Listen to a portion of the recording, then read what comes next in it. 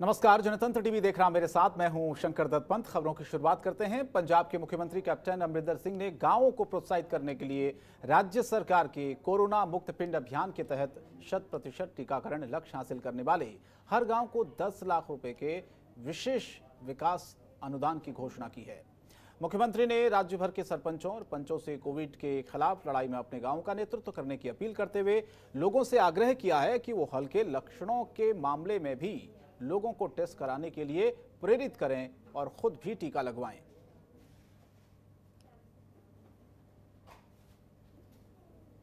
जेड़ा पिंड 100% वैक्सीनेशन करूगा उन्हें मैं 10 लाख का ग्रांट दूंगा अपनी डिवेलपमेंट वास्ते। हम नोट कर लो जिन्हें वैक्सीन, मैंने पता है वैक्सीनेशन का कोई डर है, पर जब आओ लग जाओ लाइना दे विच और करा लो अपनी वैक्सीनेशन और थोड़ी ग्रांट मैं दे दूंगा। जो कुछ तुसीं अपने पिंड च कराउणा तुसीं करा। और वरिष्ठ अकाली नेता और पूर्व मंत्री सरदार विक्रम सिंह मजीठिया ने कहा है कि न्यायमूर्ति रणजीत सिंह आयोग और कुंवर विजय प्रताप सिंह की अध्यक्षता वाली एसआईटी द्वारा दायर रिपोर्ट में तत्कालीन मुख्यमंत्री का कभी भी उल्लेख नहीं किया गया है। सरदार प्रकाश सिंह बादल या उप मुख्यमंत्री सरदार सुखबीर सिंह बादल विरोध प्रदर्शन पुलिस की आतिशबाजी के लिए दोषी नहीं थे। उन्होंने कहा कि वास्तविकता ये थी कि दोनों रिपोर्टों में सरदार प्रकाश सिंह बादल या सरदार सुखबीर सिंह बादल पर अभद्रता या बाद में पुलिस फायरिंग के लिए महाभियोग चलाने का स्पष्ट और जोरदार विरोध किया गया था। मजीठिया ने कहा कि रिपोर्ट की सिफारिशों में कहीं भी प्रकाश सिंह बादल या सुखबीर सिंह बादल को किसी भी गलत काम का दोषी नहीं पाया गया है, जैसा कि उनके राजनीतिक विरोधियों ने दावा किया है।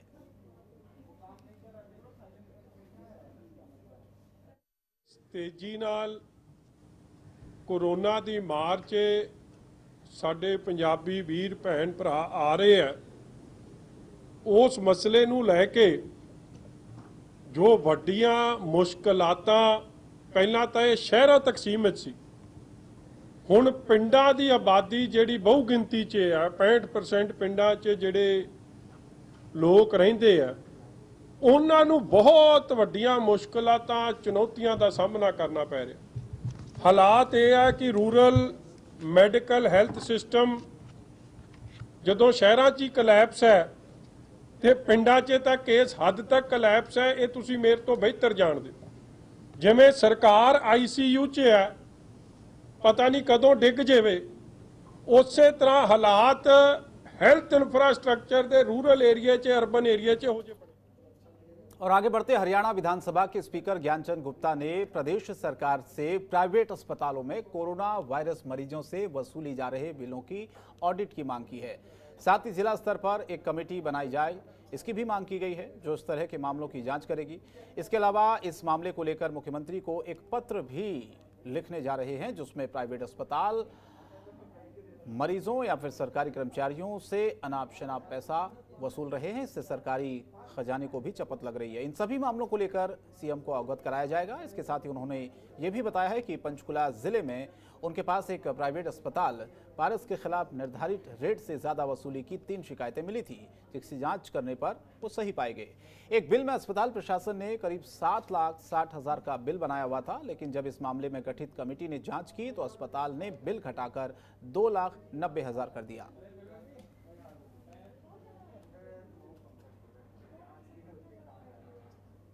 कोविड पेशेंट्स को कोई किसी प्रकार से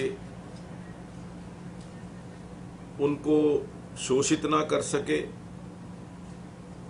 कोविड पेशेंट्स को प्राइवेट हॉस्पिटल्स के अंदर रेट्स तय किए गए हैं कि वो इस रेट से ज़्यादा ना लें।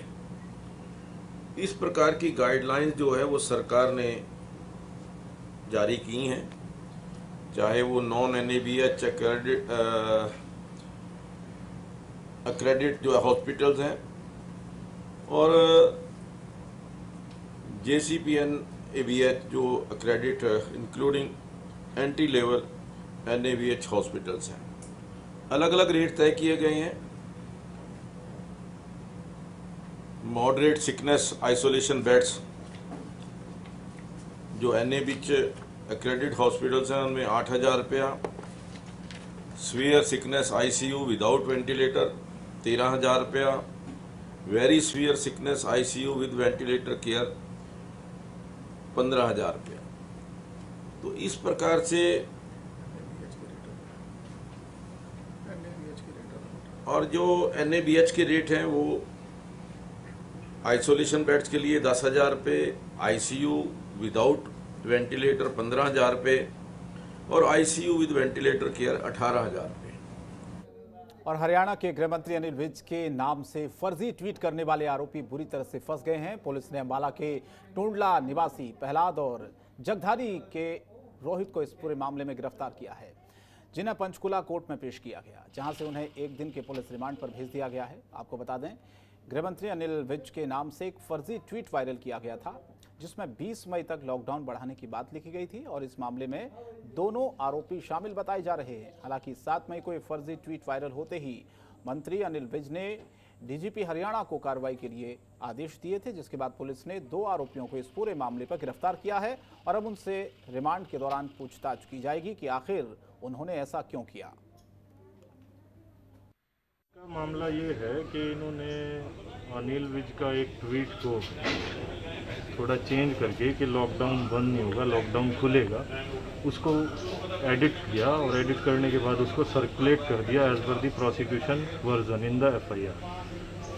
But at this stage both the accused has been presented before the honorable trial court and the trial court allowed the 1 day police remand।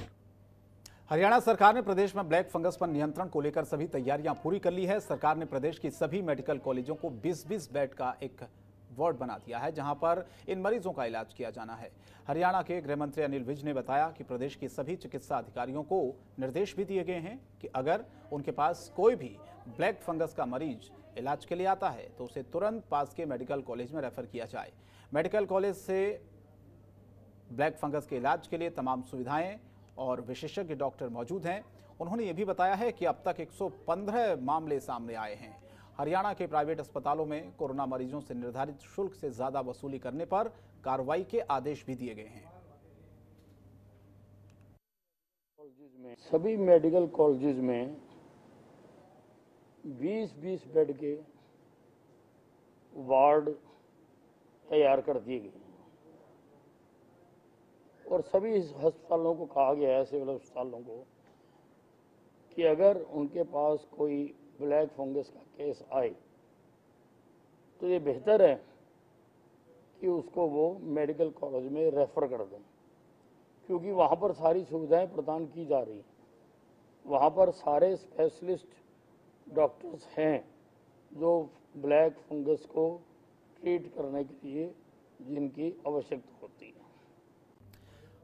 और अंबाला के सिविल अस्पताल में एक 55 वर्षीय महिला ने डॉक्टर से उनके फेस के एक तरफ ब्लैक फंगस होने की शिकायत की, जिस पर जांच के बाद डॉक्टर नेहा का ये कहना है कि टेस्टिंग के बाद इस 55 वर्षीय महिला को ब्लैक फंगस की पुष्टि हुई है और अस्पताल में फिलहाल इस रोग का इलाज नहीं है।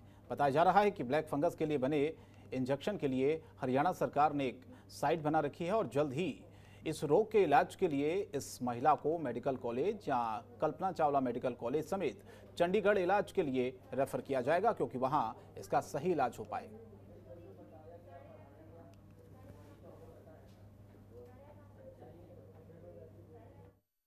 हमारे पास अभी एक फीमेल पेशेंट आई है, 55 ईयर ओल्ड फीमेल, जो कि कंप्लेन कर रही है कि एक साइड ऑफ फेस उसका नम है। तो उसके हमें एंडोस्कोपी पे ब्लैक फंगस मिली है, which has been confirmed. Fungal हमने KOH माउंट किया था उसका, उससे हमें कंफर्म कर लिया गया कि वो म्यूकरमाइकोसिस है।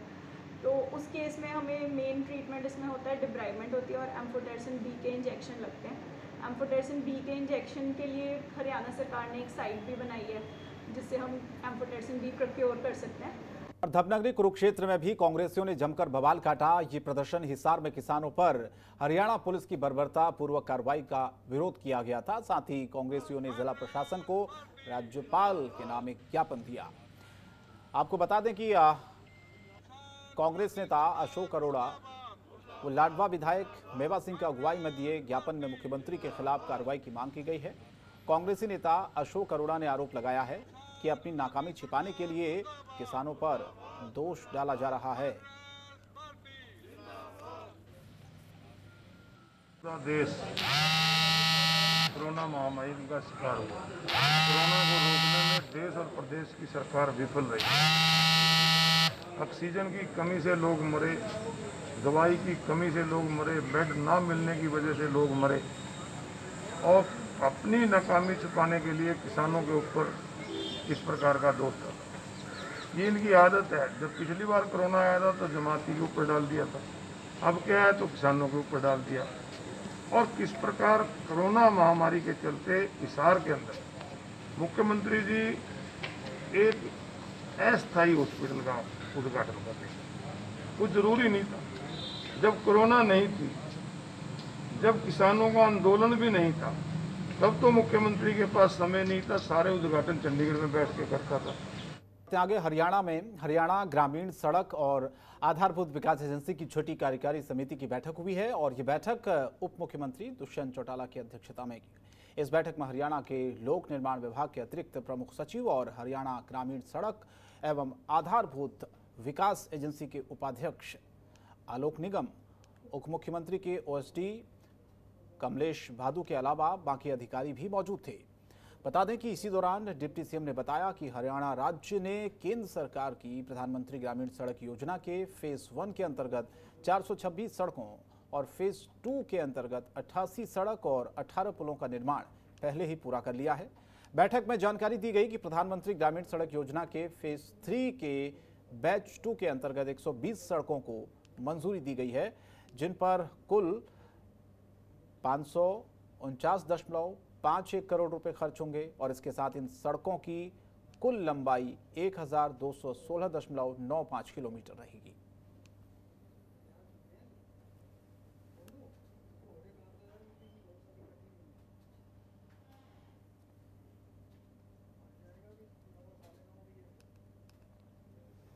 और खबर करनाल से। करनाल में कोरोना के मामलों में काफी कमी आई है, पॉजिटिविटी रेट भी कम हुआ है। कोरोना से ठीक होकर घर जाने वाले मरीजों की संख्या भी काफी बढ़ी है।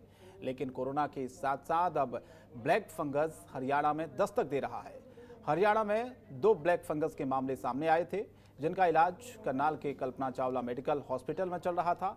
इसमें से एक महिला मरीज थी जिन्हें कोरोना हुआ था और उनका शुगर लेवल भी बढ़ा हुआ था, तबीयत बिगड़ रही थी, फेफड़ों में काफी असर भी हुआ और उसके बाद महिला की मौत हो गई। करनाल के सिविल सर्जन योगेश शर्मा का कहना है कि महिला की मौत कोरोना के साथ साथ फेफड़ों पर प्रभाव पड़ा, जिससे उसकी मौत हुई है, लेकिन महिला को ब्लैक फंगस भी था। फिलहाल डॉक्टर ने यही उपाय बताया है कि जो मरीज कोविड से ठीक होता है और अगर उसे ब्लैक फंगस हो जाता है तो 1 महीना घर से बाहर ना निकले और घर पर अपना ब्लड और शुगर लेवल रोजाना चेक करें। कोई भी परेशानी आने पर डॉक्टर से तुरंत सलाह लें। तो इसमें कल्पना चावला मेडिकल कॉलेज में एक अनफॉर्चुनेटली डेथ हो चुकी है। एक केस डेथ होगी ब्लैक फंगस से। That is not black fungus. Black fungus उसके साथ चांस तो उसकी फाइंडिंग है। डेथ उसकी कोविड न्यूमोनाइटिस से हुई। इसके लिए भी कुछ प्रिकॉशंस हैं सर? डेफिनेटली बता रहे हैं कि स्पेशली जो पेशेंट डिस्चार्ज होके जा रहे हैं हॉस्पिटल में तो उनकी फिर भी मॉनिटरिंग हो रही होती है ब्लड शुगर की, लेकिन जो डिस्चार्ज होके जा रहे हैं उनको लगभग 1 महीने तक अपने ब्लड शुगर लेवल की रेगुलर मॉनिटरिंग करनी है। और कोरोना के मामले कम हो रहे हैं, ग्राउंड पर हालात सुधर रहे हैं। वहीं करनाल स्वास्थ्य विभाग और प्रशासन ने मिलकर 5000 होम आइसोलेशन किट तैयार की है, जो हर कोरोना पॉजिटिव मरीज के घर पर पहुंचाई जाएगी ताकि वो अपने स्वास्थ्य का ध्यान रख सकें और जल्द ही ठीक हो सकें। हर होम आइसोलेशन किट में स्टीमर, थर्मामीटर, ऑक्सीमीटर, इसके अलावा इम्यूनिटी बूस्टर और दवाइयां भी दी जाएंगी ताकि समय समय पर कोरोना संक्रमित मरीज अपना तापमान, ऑक्सीजन लेवल चेक कर सके और ज़रूरत पड़ने पर भाप ले सके। दवाइयों में कैल्शियम से लेकर विटामिन तक की गोलियां स्वास्थ्य विभाग की तरफ से इस किट में दी गई हैं। एक होम आइसोलेशन किट की कीमत करीब 2000 रुपये है और जिस तरह से घर में जितने कोरोना संक्रमित मरीज हैं सबको ये किट दी जाएगी। तो करनाल में फिलहाल 4200 के आसपास एक्टिव केस हैं। जो मरीज घर में आइसोलेट हैं उनके घर में स्वास्थ्य कर्मचारी किट पहुंचाएंगे। सबका डेटा तैयार है, ये नोट किया जाएगा कि किस किस मरीज के घर होम आइसोलेशन किट पहुंचाई जाए ताकि 10 दिन बाद थर्मामीटर, ऑक्सीमीटर और स्टीमर उनसे वापस लेकर उन्हें सैनिटाइज करके मरीजों को घर तक पहुंचाया जा सके। उनको एक घर पे ही उनको किस तरीके से उनका ध्यान रखा जाए, क्योंकि लगभग 94% जो हमारे लोग हैं जो कोविड पॉजिटिव वो घर पे रहते हैं। तो ऐसे में ये बड़ा अभी तक जो हम देखते हैं फोकस हमेशा सिर्फ उन 6% पे रहता है जो अस्पताल में भर्ती हैं कि अस्पताल की कैपेसिटी कैसे बढ़ाई जाए, वहाँ पे किस तरीके से ज़्यादा लोगों को ट्रीटमेंट दिया जाए, बेड्स कैसे बढ़ाए जाएं। लेकिन जो 94% लोग हैं जो घर पे ही हैं, उन पे अब समय है कि हम उन पे ध्यान ज़्यादा फोकस करें, केंद्रित करें। और देश में कोरोना महामारी की रफ्तार को रोकने के लिए केंद्र सरकार की तरफ से कोविड वैक्सीनेशन का काम तेजी पर है और इसी कड़ी में अब फरीदाबाद के पत्रकारों को कोविड की वैक्सीन लगवाई जा रही है, जिसके लिए फरीदाबाद के सेक्टर 12 में एक कोविड वैक्सीनेशन शिविर का भी आयोजन हुआ है, जहां पर पत्रकारों ने इस शिविर में बढ़ चढ़कर हिस्सा लिया। इसी मौके पर डिप्टी कमिश्नर यशपाल ने बताया कि इस कोरोना महामारी में शहर के पत्रकारों का लोगों तक सही और सटीक खबरें पहुंचाने का काम किया। सरकार के साथ साथ जिला प्रशासन का इस महामारी में पूरा सहयोग किया, जिसके चलते मुख्यमंत्री द्वारा पत्रकारों को भी कोविड वैक्सीनेशन करने की घोषणा की गई है, जिसके तहत कोविड वैक्सीन लगवाई जा रही है। फरीदाबाद के civil surgeon doctor Randeep Punia के मुताबिक जिस प्रकार पत्रकारों ने इस कोरोना महामारी में लोगों तक सटीक और सकारात्मक खबरें पहुंचाई, उसके लिए जिला प्रशासन पत्रकारों का धन्यवाद करता है। इस मौके पर सीनियर पत्रकार प्रमोद गोयल ने हरियाणा सरकार द्वारा उठाए गए कदम को सही बताते हुए कहा कि हरियाणा सरकार का ये कदम बिल्कुल सही है, सरकार को पहले ही ये कदम उठाने चाहिए थे। उन्होंने ये भी कहा कि सरकार को जगह जगह इस तरह के शिविर लगाकर ये आयोजन करने चाहिए ताकि एक ही सेंटर पर भीड़ कम लगे।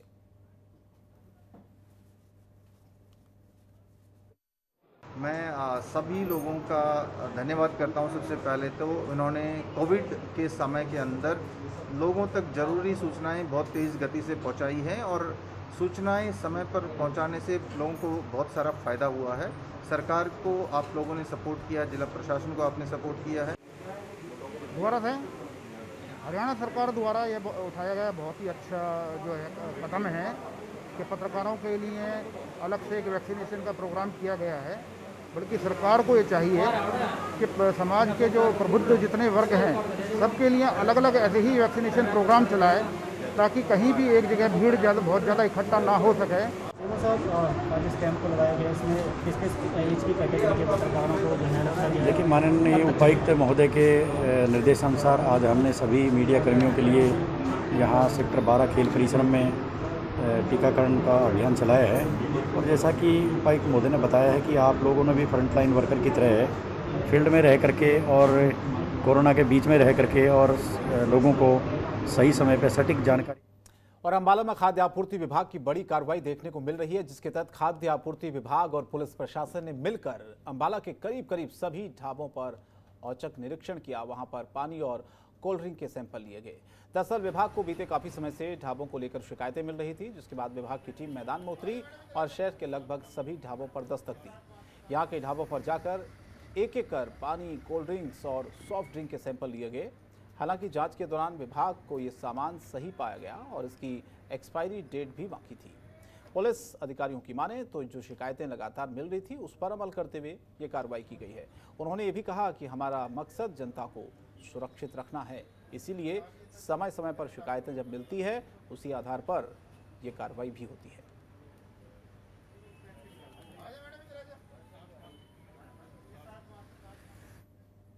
और फिलहाल इस बुलेटिन में इतना ही, लेकिन जनतंत्र टीवी पर खबरें जारी हैं। नमस्कार। खबरों के निष्पक्ष विश्लेषण के लिए सब्सक्राइब करें Jantantra TV and press the bell icon. Never miss any update.